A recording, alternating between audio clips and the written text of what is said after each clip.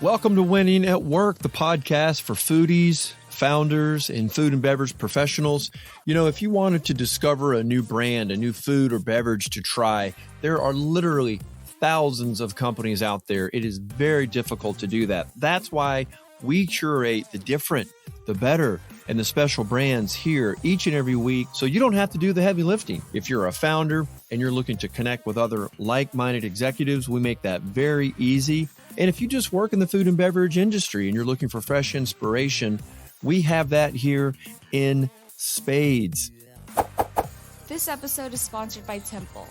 Congratulations, you're selling in retail. But the competition is fierce and your brand is surrounded by similar products. How will consumers find you? Let Temple show you an innovative retail sales solution. Click on the Attract Consumers link below. Need to attract great employees? Click on the Hire Now below and we'll show you how to use your culture to help you stand out. Stay tuned for this week's episode. Welcome to Winning at Work, everybody. This is Tony. I think one of the big questions that a lot of food entrepreneurs have is, okay, how do we get started? How do we get into retail? How can we make our product taste great? There's so many factors that an entrepreneur has to deal with when they're trying to launch a product. And I have to say, recently I was sent a fantastic, beautiful sample box. And this was a huge box of Carbliss. I'm going to get into this here in just a minute, into the flavor of it. And today I've got Adam Kroener, and he's the president. He's the co-founder with his wife. You have to understand, so many products are born out of necessity. So several years back, like many of us, we go through phases when we have to go on a diet for different reasons. He and his wife, Amanda, they were on a diet, one of those low-cal, low-carb, I call them those awful diets. Those are probably the worst that you have to go through. But their challenge was, look, they, like a lot of people, they want to have a nice beverage, right? They want to kind of unwind, and enjoy a cocktail of some kind, but they just couldn't find anything that really fit into the diet plan. So like any good, curious, hardworking, ambitious people, they kind of set out dabbling, looking around, trying to find something that worked for them. And of course, most things taste like crap with low carbs or, low sugar. And that was the beginning of their origin story, their journey into Carbliss. Adam, I'm really, really excited to have you today, because you're like, everyone is talking to you on LinkedIn, trying to figure out how in the heck you guys are making this fantastic, great tasting product, which, by the way, hold on. Just got a little splash on the laptop here too. I'll crack one too. This is the pineapple, the vodka cocktail, the pineapple. Zero carbs, zero sugar, 100 calories, gluten free. When I see a label like that, I think, okay, it's not going to have any flavor. That is not the case here. It's usually the joke, though, right? Zero carbs, zero flavor. Now, I know you guys do some pretty interesting things with your formulation. So what is it about reverse osmosis purified water? Why? I know a little bit about that process, but why? What is that? For the foodies out there that like to kind of nerd out a little bit, what is that exactly? I mean, ultimately, it is stripping everything from the water, any minerals that may be inside of it. When you're talking to certain places, depending on your geography, there may be benefits to the minerals that are within that particular water source. That is a very good sales story. Quite frankly, the challenge that we would have as a business, though, is if you really want to scale, do you want to focus on having the water that comes from the mountains of Idaho? And where we were at is we needed something that was clean, consistent, and we could go from market to market and scale it and change it. And that's what a good reverse osmosis system will do, is it'll take out basically everything within that water to the point where it's just clear as a bell.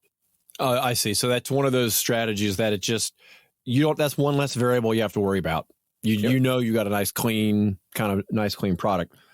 There are a lot of different sweeteners that you can use. Now, you guys have gone with a stevia and sucralose. And I have to say, I don't taste them at all. Honestly, when I get these drinks, I'm thinking, gosh, I'm going to taste that aftertaste. There is none of that.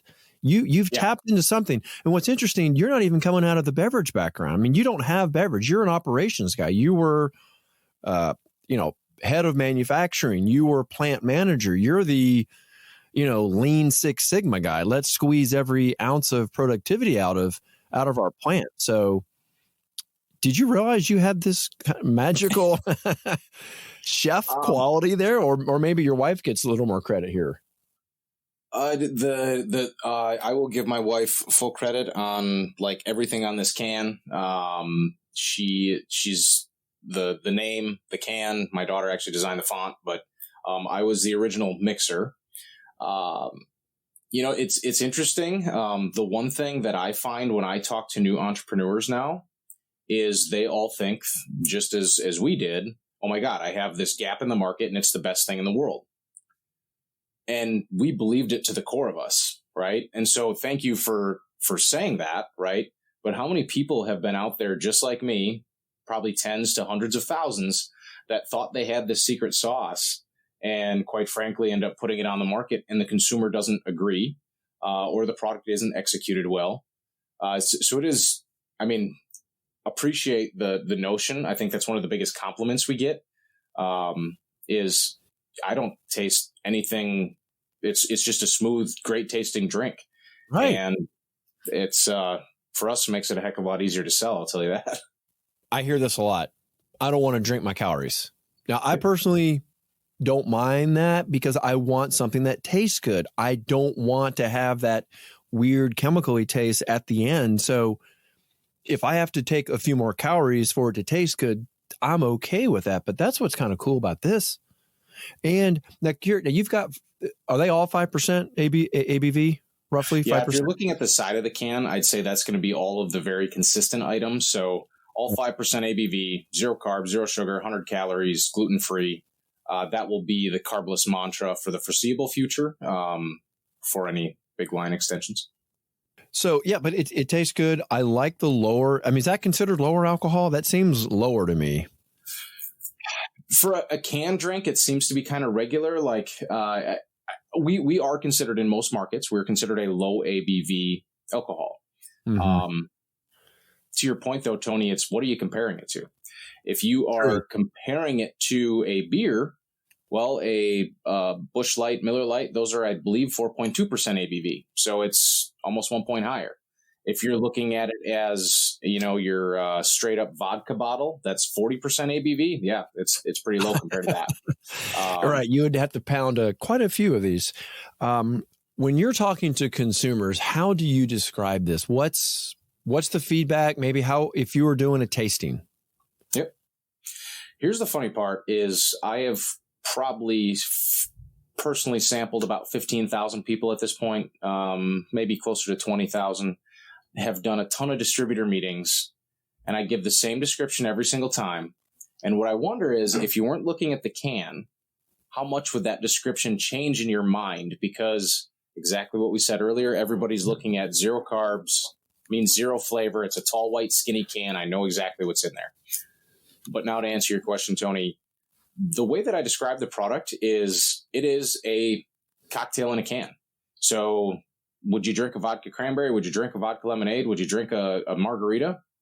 Yeah, absolutely I would. Well, we put it in a can. Now, the one difference is that anybody else that puts it in the can, if it's a vodka cran, it's 250 calories, 25 grams of carbs, 25 grams of sugar.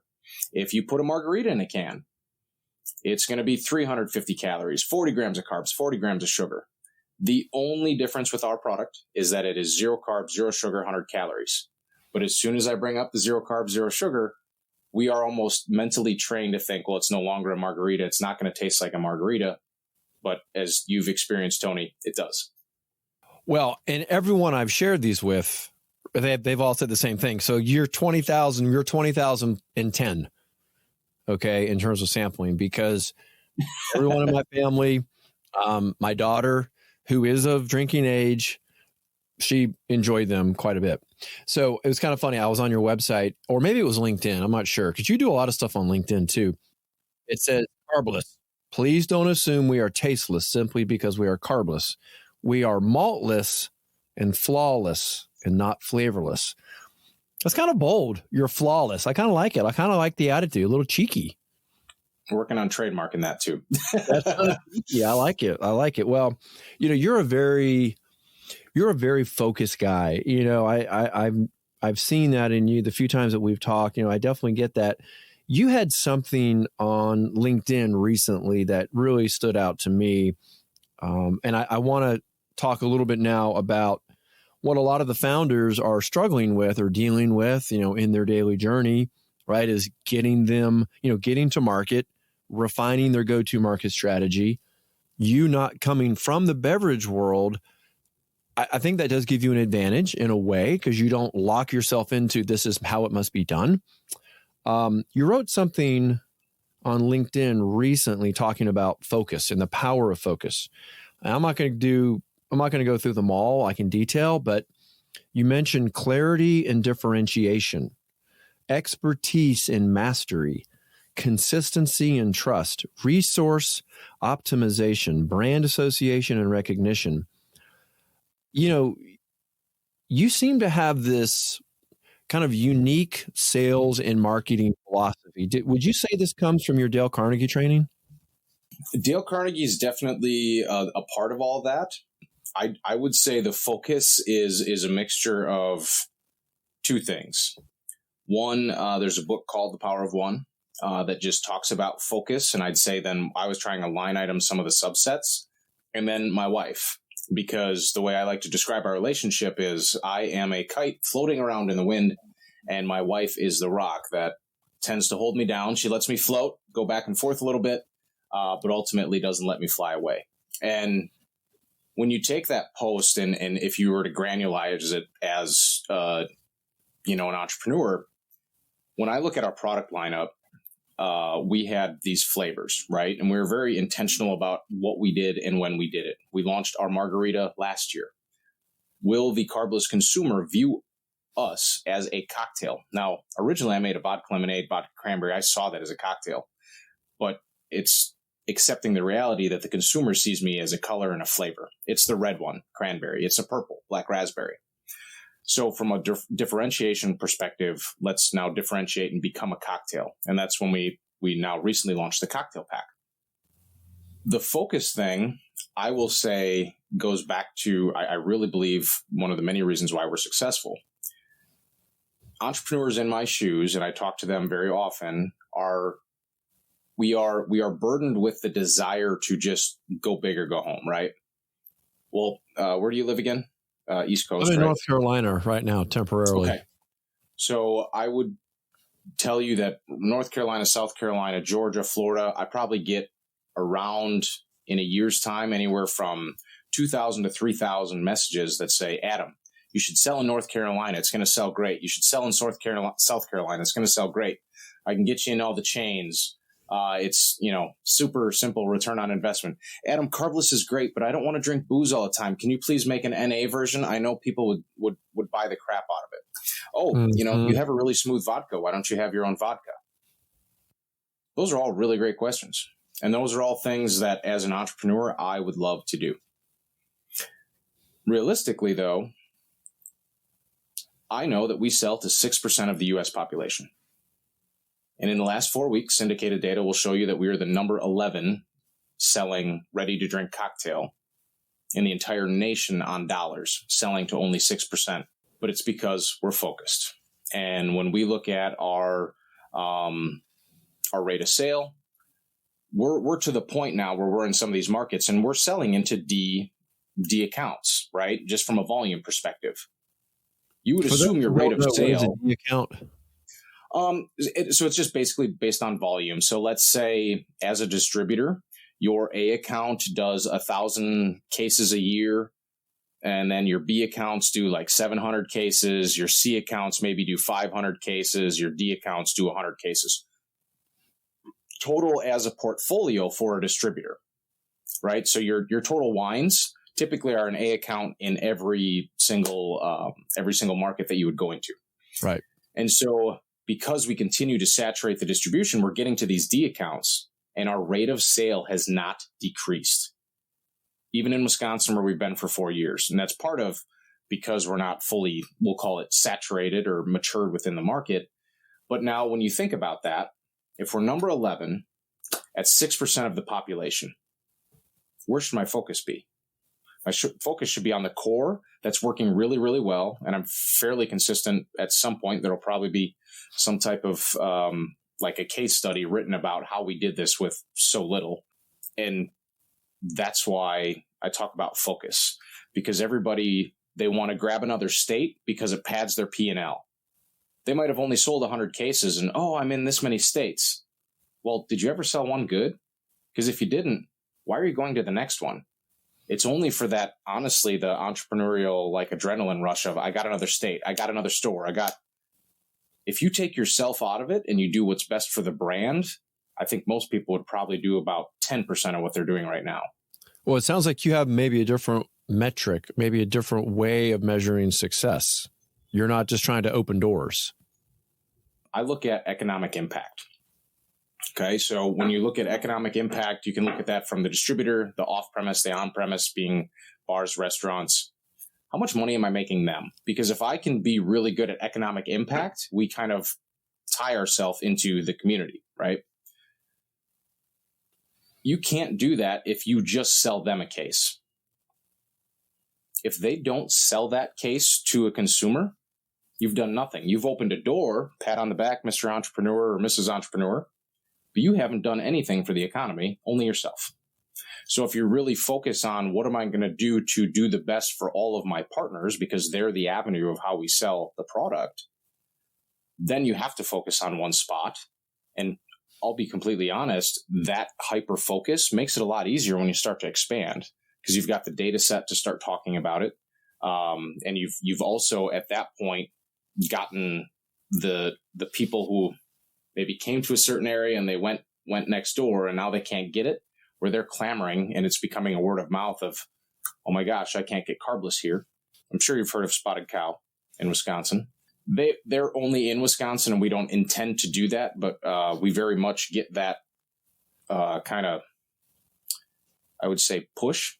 Mm-hmm. I think this year we'll do about 120,000 in revenue on online sales, and I spend zero on online ads. It's all because people tried the product in one of our 6% population markets and went somewhere that didn't have it. And then they go and order it online. Yep. So you're building better relationships. You're actually helping your partners sell through. Yep. It's not enough just to sell it to the distributor. You want that economic impact. And we've been doing some series on the podcast, how you support a brand in retail. Do you want to talk about that journey of maybe your initial thoughts of how you might support a retailer and what it's maybe evolved into today and maybe what seems to work for you? Yeah, that's been a heck of a journey. I bet. We have a lot of very talented people on our team that have helped shape this for sure. So I am the nerd. Beverage, food, it doesn't matter. If you have really cool packaging and it speaks to me, I'm buying it. There was a Wisconsin brand. I didn't know it was a Wisconsin brand at the time, but they had a IPA beer. It was like a white cat driving a 1970s purple Dodge Challenger. The cat's got like a tie-dye headband and the Challenger's doing a wheelie and the cat's hanging out the window on this IPA beer. That is something I would buy, because I'm like, if you're bold enough to put that on the package, which looks really wicked and odd and I don't understand it, so I'm just going to buy it and try the beer. Mm-hmm. Now, my original good. Yeah, beer was good. What I thought though was, if I create, we made a really good liquid. We believed, we didn't know, right? We wanted to self-validate, but the consumer needs to validate that. And so we thought it was really great. And then we made this packaging that we thought was also really great. And it was meant to be this stark white with bold colors to really represent that boast of flavor. And it was also meant to be more of a premium look, which is why we went with the abstract art, because the current competition was either using no fruit or like real fruit. So we wanted to differentiate. But when you put that on the shelf, what my assumption is that people would see it and they're like, oh, that's different. And it's got no carbs and no sugar. And they're saying it's got flavor. I need to try that. So from a retail perspective, that was my assumption, is that, you start with this nice package, you lay it out nice, and then people will pull it off and then they'll try it. And once they try it, well, then I'm good, right? Because that the product will speak for itself. We've had really good organic growth like our entire time. But without knowledge of it, my easy place to sell was bars and restaurants, because I used to bartend. And then our first market manager, she used to bartend. So our easy place was to go sell in bars and restaurants. What we found is it becomes a really good sampling tool, which is very important for our product off premise. We now have a selling avenue that the consumer gets to try our product for, we'll say, anywhere from $5 to $8 for one can. And psychologically, I can make 0 cents of it. You can go get a 4-pack for $10, but the consumer feels so much better about buying one for $6, $7, $8 at the bar and deciding if they like it. And then they can go buy the 4-pack. But if they've never tried the product and they go sit and look at that 4-pack on the shelf, they're like, oh, $10. That's a big Isn't rip. that a weird psychology? I don't understand it, but it's like they don't want to waste. It's like they don't want to buy something and then have wasted it and feel like they're wasting it. There's something about they can try one, they can finish it, and it somehow it just doesn't seem to bother them. So I think you nailed it, though. I've always wondered why, but what you just said, they don't want to waste it. Yeah, I think that's what it is, because it's like, okay, what am I going to do with it? I've got these other 3 that I just don't like, and people just don't like to admit that they're wrong. Yeah. Again, you do a lot of good work, I think, of keeping your brand on LinkedIn. I saw recently a small cooler, small freezer. I think it was a bar or a restaurant. Maybe it was a bar, right? And you had a 12 front. Yeah, it was a bar. You had a 12 front. Every single one of our flavors. Exactly. Every single one of them. Now, is that typically the setup in a bar? Like, how does the consumer find it at the bar? That's maybe a dumb question, but. Well, every bar is different. You see the sign I've got back here. So that would be, that's something that, well, let me back up on that point of sale. Before I started this journey, I just assumed if I saw a Miller Lite sign above a pool table, like, man, that bar owner really loves Miller Lite, and they went and bought that. Like, I didn't know any different. And then you start to realize that you want your brand to be everywhere, but it is always on your dollar and makes for not a really great return on investment out of the gate, right? But so from a visibility point of sale, we have different pieces of point of sale that associate to a given market or establishment. Meaning, I'm a veteran, so we're veteran owned. My wife is a woman, so we're woman owned. So if I'm talking to a general manager or an owner that's a woman, she may care about the veteran owned, and I can kind of depict that by looking throughout the store. But there's a really good chance that she will hold on to the woman owned fact.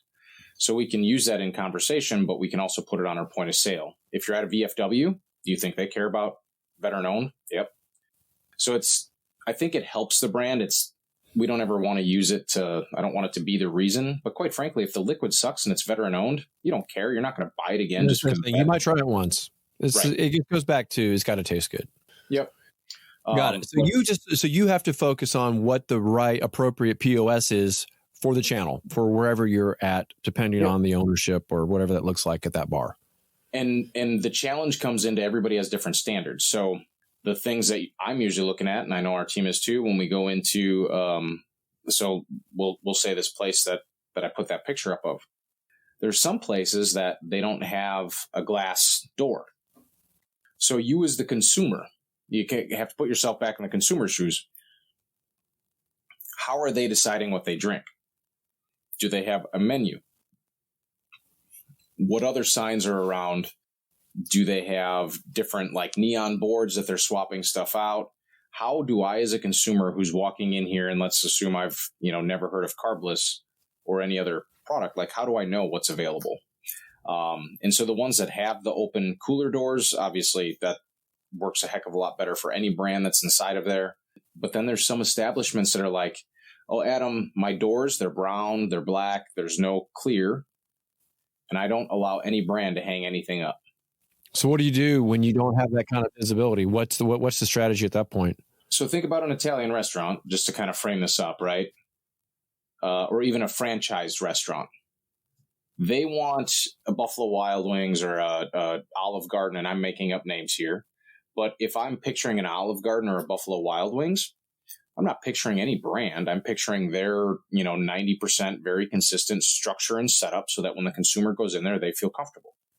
Yeah, so if you walk into like Joe and Mary's bar, that's just up the road, when I envision it, I see something that's got Miller Lite on it, hopefully a really big sign that has Carbliss on it.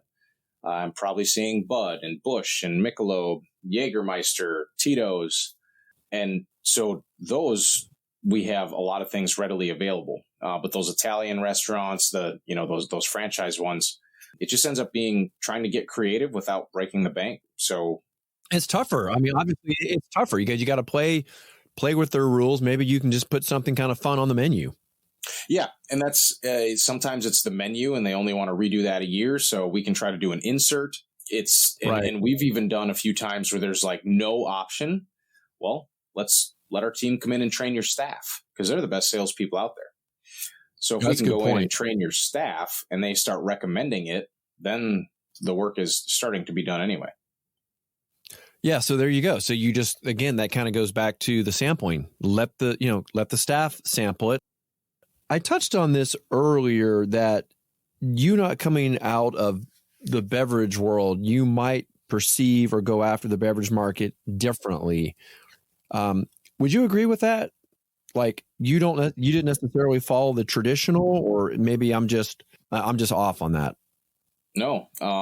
So I refer to myself. I believe that really big companies think of consumers as dumb. So I refer to myself as the dumb consumer who just really wanted to get this thing on the market.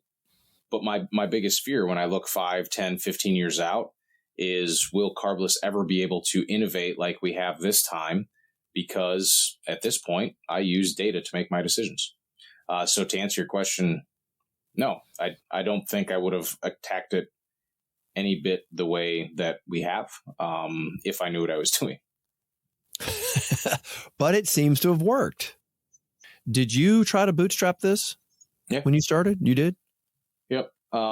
So my wife and I, we had a few rental properties. We had, been successful earlier on, but we sold everything to basically just make sure there was a clear runway. I think we started it with 85 or 100 grand. That was my next question. So started with that. We were able to get a $50,000 line of credit out of the gate. And then, I want to say 4 or 5 months in, we were able to extend that to a $350,000 line through the SBA. And that lasted us until middle of 21, I think. So about a year and a half, 2 years. Mm-hmm. We eventually ended up bringing on an angel investor, one-time thing. Haven't had to fundraise since. And yeah, have been able to build a really good, solid business. Matt Kovacs is not here. Matt Kovacs, he's done a lot of, he's done several podcasts with me. He's a PR guy out in California. He loves to do a rapid fire. And I was thinking, in honor of Matt, I'm going to ask you just a couple questions. And I'm just kind of curious. Tell us something that most people don't know about you. I'm usually a pretty open book, man. Despite the fact that I look ravishingly young, I have a 17-year-old daughter. And when she was 12, she designed the font that's on our can.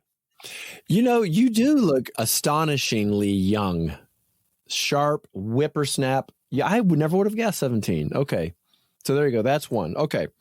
What advice would you give to an aspiring entrepreneur? I actually I have a trophy that was given to me by an aspiring entrepreneur because this is something that I said to them over and over. Keep the ball rolling. And what I like, that is as simplistic as you can put it, but it is a body in motion stays in motion. A fat person gets fat by sitting on the couch and not moving. A fit person stays fit by continuing to move and, put the right things in their body. As an entrepreneur, I think the biggest thing is people have this in their mind that it's just going to be successful right away. And it's just keep freaking going. And so the ball is going to run down the hill. If it's a snowball, it's going to get bigger. It's probably going to hit a bunch of bumps. It's probably going to slow down at some point. But the ball will keep rolling. And if you can think about yourself as that momentum of, okay, I got hit a little bit and I just got to keep moving or sidestep in order to get around that or, get hit less hard next time. That's really what it's about. And, right.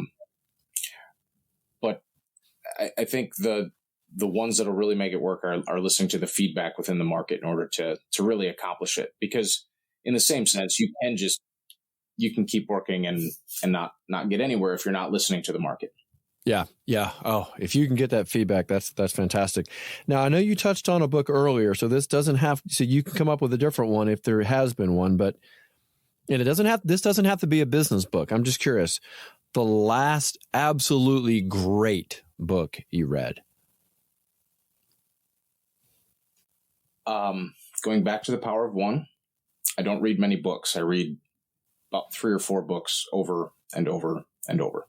Really?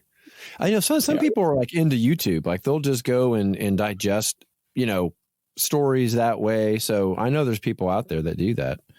All right. So The Power of One. So that's your answer. Power of One.